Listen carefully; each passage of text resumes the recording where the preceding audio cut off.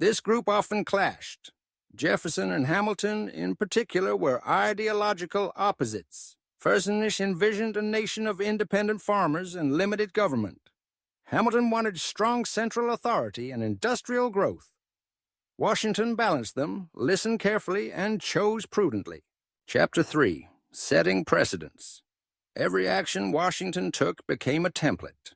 He created the tradition of the inaugural address, set the tone for executive restraint, and voluntarily limited himself to 2 terms, a norm later codified in the 22nd Amendment. He refused royal titles, insisted on being called President, and dressed plainly. He wanted no crown, no pomp, only service. Chapter 4. Hamilton's economic plan. One of Washington's most consequential decisions was supporting Hamilton's ambitious plan to stabilize the young nation's economy. Hamilton proposed assuming state debts, creating a national bank, and encouraging manufacturing. The plan was controversial, especially the federal assumption of state debts. But Washington saw the bigger picture: unity and creditworthiness. He signed the legislation, setting America on a path of financial credibility. Chapter 5. The Whiskey Rebellion. But with taxation came resistance.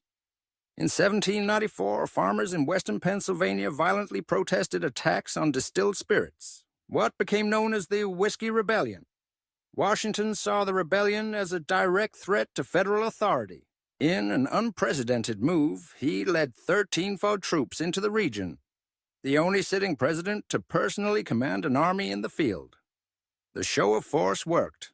The rebellion dissipated without a shot fired. Washington had proven the federal government could and would enforce its laws. Chapter 6. Foreign Affairs and Neutrality. Meanwhile, the French Revolution shook Europe and divided Americans. Jeffersonians supported the French revolutionaries. Federalists recoiled from the chaos.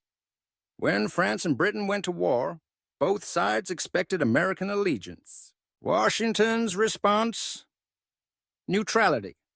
In 1793, he issued the Proclamation of Neutrality, arguing that America should steer clear of foreign entanglements. The decision angered many, but protected the fragile republic. In his farewell address, Washington would later warn, "It is our true policy to steer clear of permanent alliances with any portion of the foreign world." Chapter 7. Jay's Treaty. Still, Washington had to manage foreign relations.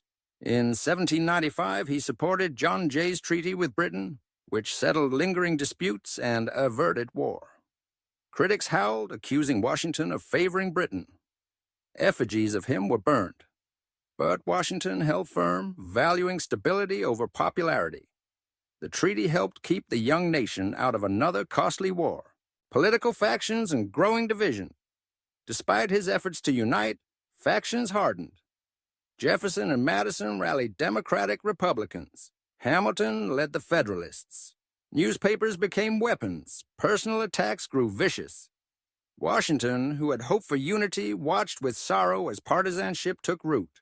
In his second term, these divisions wore on him. He longed for Mount Vernon, for peace. "I'm again fairly in the view of my native woods," he wrote in 1796 as he prepared to retire. The Farewell Address. September 19th, 1796, Washington published his farewell address. It wasn't just a goodbye. It was a warning, a vision, a legacy. He cautioned against excessive political parties. He urged neutrality in foreign affairs. He praised religion and morality as pillars of liberty. And above all, he reminded Americans that unity was their strength. His words echo beyond the era, shaping presidential conduct for generations. Returned to Mount Vernon, Washington, retired in 1797 to Mount Vernon. There he resumed farming, walked his fields, and welcomed a stream of visitors. Though no longer in office, his influence endured. But history had one more chapter.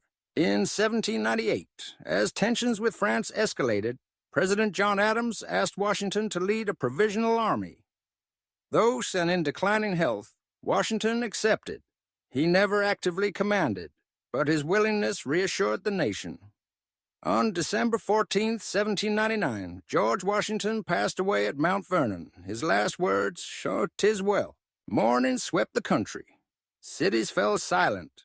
Bells tolled. Congress wore black for a month. Napoleon ordered 10 days of mourning in France. Washington's legacy was not power, but restraint. Not conquest, but construction. Not self-interest, but sacrifice. He had not just fought for a new nation, he had forged it. Part 3, Legacy and Reflections. The man who could have been king and chose to be a citizen. Chapter 1, The Final Journey. On the icy morning of December 14th, 1799, George Washington rose early, as he always did. The winter air had taken a toll on him. He had been out the previous day inspecting his farms despite heavy snowfall. By evening, he struggled to breathe. His doctors arrived, and they bled him multiple times, as was the medical practice of the day. But it was no use. At 7 years old, the father of the nation passed quietly at Mount Vernon. His final words were simple and serene. "'Tis well." The grief was immense. Cities fell silent, church bells tolled, and Congress wore black for a month. Even in France, under Napoleon's order, 10 days of mourning were declared. His death was not just the end of a life, but the final punctuation on the revolutionary chapter of America's birth, Chapter 2, the example of restraint. More than his victories in war, Washington's greatest act may have been letting go of power.